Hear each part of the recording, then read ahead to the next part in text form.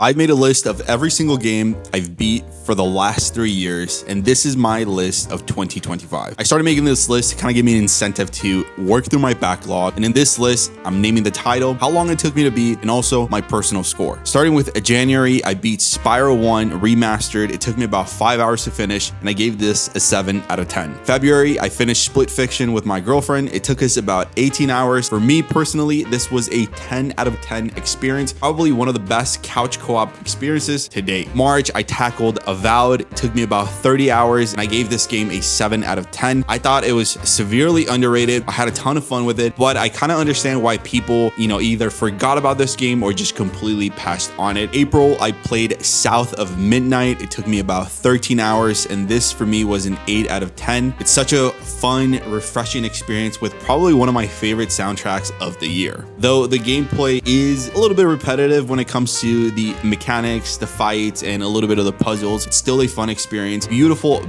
artistic direction, and again, that soundtrack. Now, May was Doom Eternal. It took me about 18 hours. I gave this a 9 out of 10. It was a really masterful experience. If you haven't played Doom Eternal and you can only play one Doom game, this is the one. June, with the release of the Switch 2, we have Mario Kart World, and I finished playing this in about 4 hours. I gave it a 6 out of 10. I have a lot to say, but honestly, this was an incredibly underwhelming experience, and I haven't really picked it up since. Now, June was Metroid Dread. Better late than never, but this was a masterful experience and one of my favorite Metroid experiences to date. It took me about 11 hours to finish, and this one was a 10 out of 10 for me. Now, July was Death Stranding. It took me a ton of tries to get through this game, but once it finally clicked, it clicked hard. It took me about 40 hours to finish, 9 out of 10. Next, in August, we ran Gears of War Reloaded. Listen, I'm a huge Gears of War fan, so coming back into the Gears of War universe with updated graphics, it was worth it. Now, it wasn't a perfect remake, and I think it was kind of a lazy remake, but just from nostalgic reasons, for me, this game is a 10 out of 10, and it took me about 10 hours to finish the campaign on insane difficulty. September, I finished Chronos: The New Dawn. Fun, engaging, and spooky